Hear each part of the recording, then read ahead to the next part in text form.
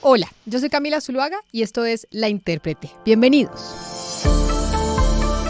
8 meses después de que la pandemia interrumpiera la vida y la rutina de millones de personas y países, empezamos a evidenciar en las últimas semanas pues un cambio de consenso sobre cómo debemos convivir, Sebastián, que hubo frente al virus. La cuarentena desde el principio fue aceptada pues como la herramienta principal y las voces más poderosas de la opinión pública en Colombia y en el mundo pues abrazaron sin reparos que lo que había que tener era cuarentenas.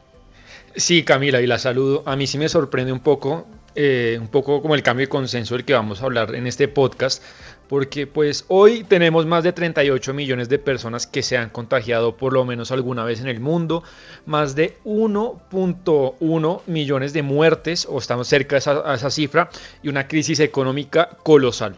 Y al margen de unos países asiáticos como Hong Kong, Taiwán, que ya tenían un gran conocimiento acumulado, Camila, por el manejo del SARS, y tuvieron un gran éxito temprano y que tuvo poco costo, pues todo esto sí fue muy nuevo para el resto del mundo, empezando por Colombia. Pero además, Sebastián, acuérdese usted que la Organización Mundial de la Salud, los epidemiólogos y los gobiernos pues apelaron a la cuarentena como su principal estrategia y desde ese momento pues la flexibilización de las cuarentenas y su duración pues se convirtió en un debate político y público principal en todos los países del mundo. Quizá donde más fuerte se vivió ese debate fue en Argentina y también en Colombia. ¿Por qué? Pues porque los empleos se fueron perdiendo por millones y aparecieron pues los estragos colaterales de las cuarentenas, y no solo de las cuarentenas, de la pandemia, y es el desempleo y la pobreza y lo que va a pasar con la economía. Claro, y es que acá muchas veces pensamos que podíamos replicar lo que muchos países en Europa hicieron. Y por ejemplo, los que creían que esta solución a largo plazo pues era peor que el mismo virus, en algún momento están teniendo la razón.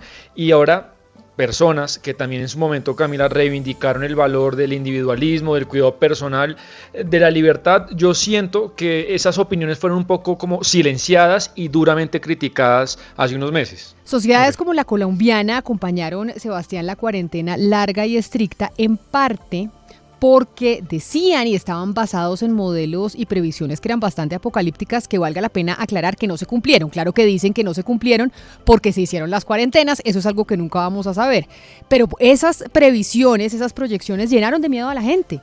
De hecho, yo no sé si usted se acuerda que Angela Merkel aseguró que el 70% de los alemanes se iban a contagiar. Yo no sé si eso lo dijo en qué rango de tiempo se iban a contagiar el 70% de los alemanes, pero pues estamos lejos de esas proyecciones.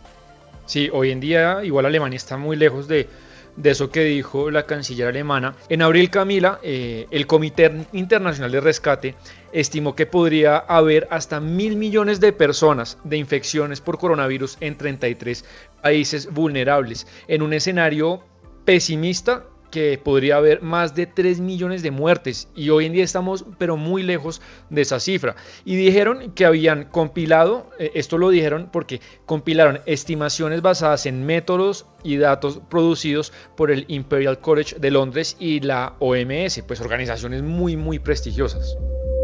Claro, y es que gobiernos como el colombiano, Sebastián, se alertaron cuando conocieron esas proyecciones del Imperial College de Londres, que para nuestro caso, cuando elaboraron el modelo, estimaron que para mitad de junio se van a registrar 31.6 millones de personas contagiadas, fue lo que nos dijeron, y 1.3 millones de personas que habrían necesitado atención de cuidados intensivos, es decir, entrar a las famosas UCI.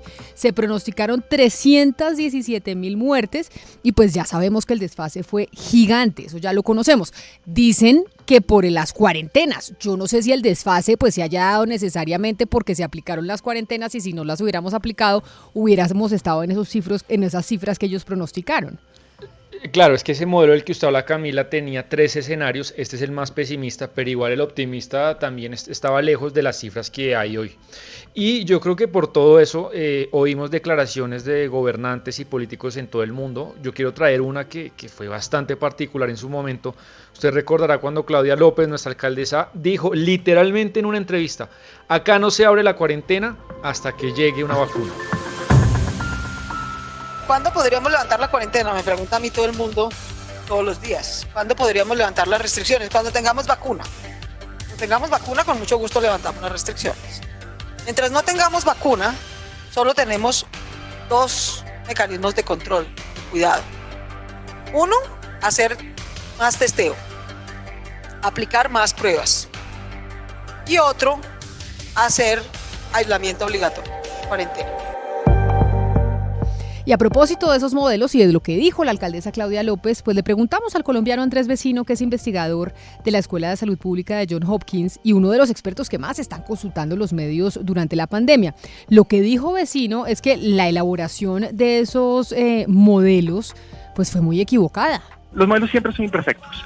Los modelos siempre tienen problemas y tienen muchísimos supuestos.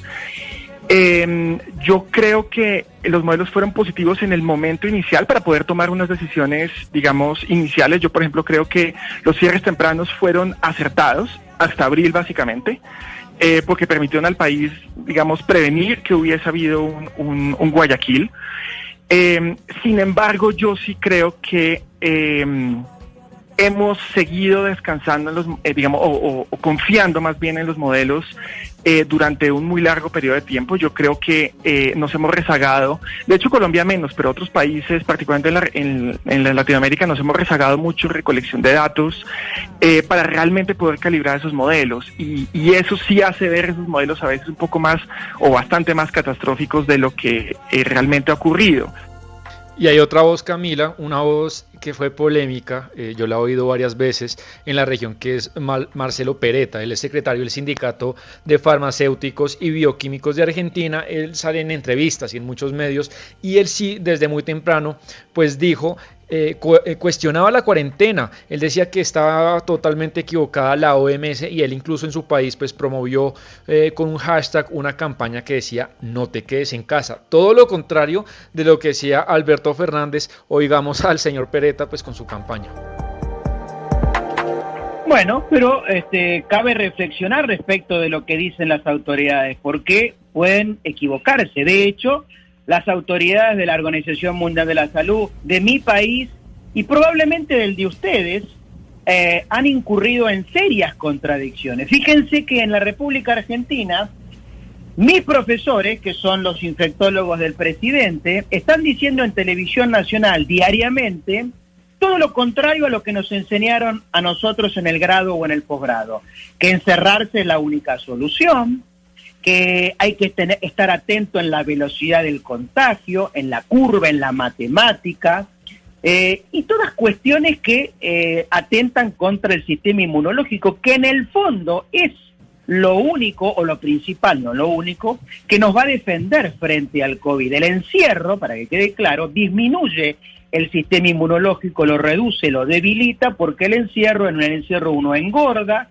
uno toma más alcohol, se empastilla más, toma más psicofármacos, fuma, y crecen las preocupaciones y además los problemas cardiológicos. Todo eso es un combo muy lesivo, muy dañino, que en la República Argentina y en muchas otras partes del mundo está disparando los enfermos y muertos. Es que él y otros expertos avalaron es que yo creo que nadie ha criticado las cuarentenas, las de 2 semanas o las de 2 meses, pues para fortalecer y preparar el sistema de salud, que se eduque la población, que sepamos a qué nos estamos ateniendo, eso todos lo entendíamos. Pero lo que se está criticando por parte de muchos expertos es la idea de cerrar los países o medio país por cerca de 5 meses, como ocurrió, por ejemplo, en Argentina, en el país del señor Peretta, y en el nuestro, en Colombia. Sí, es que cuando uno defiende esa postura, Camila, muchos dicen, no, es que usted es como Trump, que quiere conocer el virus. Estoy de acuerdo con usted, no se trata de eso. Y lo que ocurrió es que la pandemia desde julio pues fue cediendo terreno en Europa, bajó un poco los niveles, mientras que en Estados Unidos, México, Brasil y la India, pues los picos explotaron y la pobreza también aumentó mucho. Y el FMI esta semana, Camila, corrigió su pronóstico de caída de la actividad económica para América Latina, que ya no será tan alta, todavía muy alta, pero será del 8.1%, la peor caída en un siglo en nuestra región.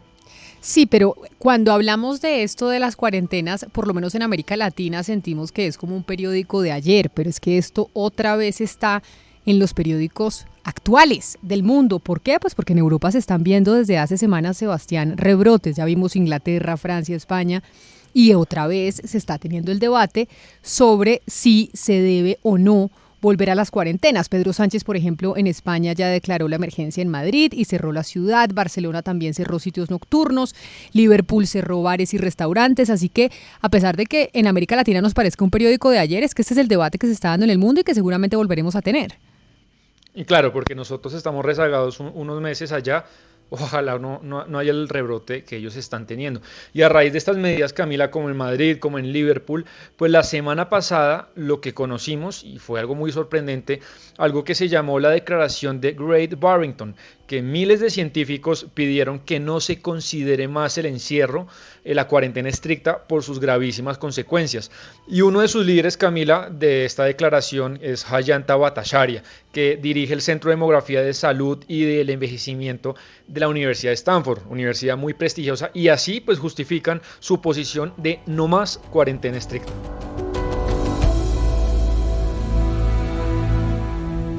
Yeah, I think the number of cases is not relevant and not interesting in and of itself unless you know more about the cases.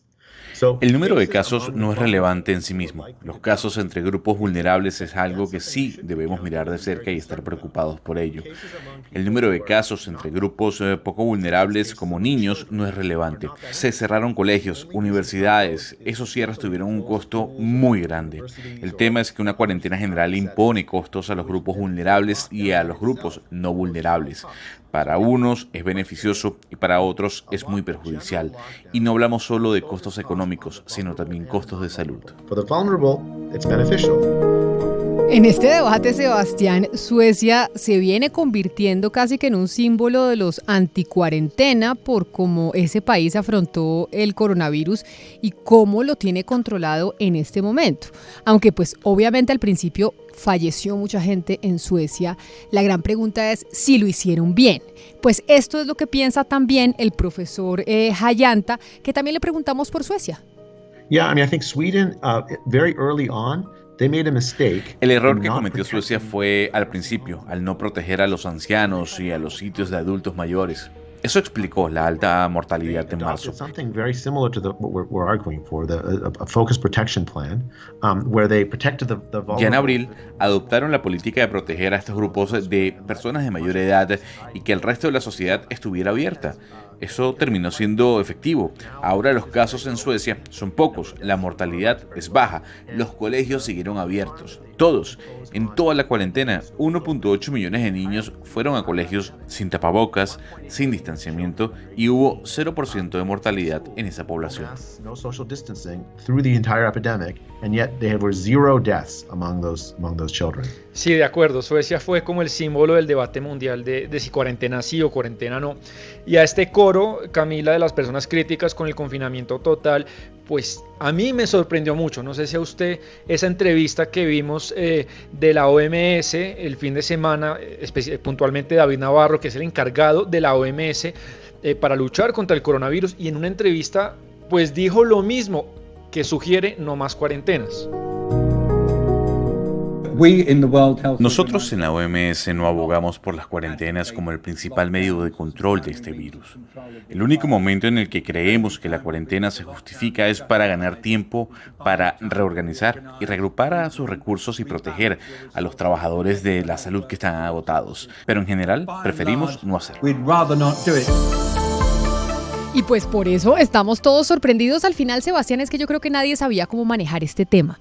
Obviamente los gobernantes se asustaron y seguimos asustados muchos por cómo manejar la pandemia, pero lo cierto es que lo que parecía un sacrilegio en algún momento, hace algunos meses, decir que las cuarentenas eran una locura, pues hoy son muchas voces las que se están sumando a decir no podemos volver a las cuarentenas porque el remedio puede ser peor que la enfermedad, la pobreza, lo que va a surgir por cuenta del declive de la economía puede ser mucho peor que el propio virus. Es que la enseñanza que yo cojo de esto, Camila, es ni usted ni yo somos epidemiólogos, ni teníamos la receta, y esto es algo que el mundo jamás vivió. Lo que a mí sí me molestó en algún momento, y ojalá quede enseñanza para el futuro, es que uno no puede estigmatizar, silenciar, callar y decirle asesino o antivida a alguien que tiene una posición diferente, que además ya muchos científicos están avalando esa posición. Entonces, para el futuro, pues uno no puede, digamos que, callar voces disonantes que no son las de la opinión mayoritaria. Eso me parece que eso ocurrió. Y estaban diciendo además, Sebastián, Sebastián poniendo un dilema que había que escoger entre economía o vida, y no se trata de escoger entre economía o la vida, que asimismo también lo ha dicho la Organización Mundial de la Salud recientemente. Se trata de mirar cómo aprendemos a convivir con el virus sin hacerle tanto daño a la economía. Y yo creo que, ya que usted dice que hay una enseñanza que le dejó todo este debate, sabe que yo no escuchaba a nadie ni a ningún gobierno decir, oiga, ¿por qué no nos cuidamos la salud? O sea, obviamente nos tenemos que poner el tapabocas, claro, nos tenemos que lavar las manos, por supuesto, tenemos que tener distanciamiento social, no podemos estar en aglomeraciones, todo eso hay que seguirlo a carta cabal y hay que hacer caso a las autoridades cuando nos dicen eso. Pero yo no he visto a ninguna autoridad diciendo, oiga, haga ejercicio, coma bien, si tiene sobrepeso, trate de perderlo. Trate de subir sus defensas. ¿Usted ha escuchado a alguien diciéndole que tratemos de mejorar nuestra salud para que en caso de que lleguemos a contagiarnos, que es muy factible, pues podamos tener todas las defensas y el cuerpo listo para poder combatir el virus? Es que eso decía Pereta, Camila, que usted encerrado, deprimido, comiendo mal, fumando más por la ansiedad, tomando alcohol, todo eso le bajaba mucho las defensas y potenciaba todo lo del virus. Además, en algún momento nos hicieron entender que la única buena salud era estar libre de coronavirus, cuando la mala salud también pues provino de una cantidad de efectos colaterales del encierro. Por eso, Sebastián, a ir a los médicos, porque la gente dejó de ir mucho al médico, a hacerse las citas, no lo aplace más, vaya y revísese todo lo que tenga mal. Quimioterapias y todo eso. Exacto, porque la gente dejó de ir a las clínicas, dejó de ir a sus consultas y no hay temas de salud que no pueda aplazar. El único tema de salud no es el coronavirus, y aliméntese bien, o yo no fume, no tome tanto trago, todo con medida, haga ejercicio y pues trate de tener la salud lo mejor posible para que en caso dado que usted se contagie, pues pueda afrontar el virus de la mejor manera. Pero eso sí, pues mantenga la distancia, use tapabocas y lávese las manos. Sí, seguiremos aprendiendo. Yo sí espero que si viene un segundo rebrote, pues ojalá no apelen a una cuarentena como la de marzo, que yo creo que este país no soporta eso. Pues ojalá no tengamos nuevas cuarentenas y ojalá no tengamos rebrote. A cuidarnos. Esto es todo por hoy en La Intérprete. A ustedes gracias por habernos escuchado. Si les pareció útil este podcast, pues compártalo con sus amigos y suscríbase a La Intérprete. Tenemos un capítulo nuevo todas las semanas. La Intérprete hoy se hizo posible, como siempre, gracias a los textos de Sebastián Nora, a la corrección de estilo de Diana Mejía, a la producción periodística de David Ferro y también, como siempre, a la producción musical de Gonzalo Lázari.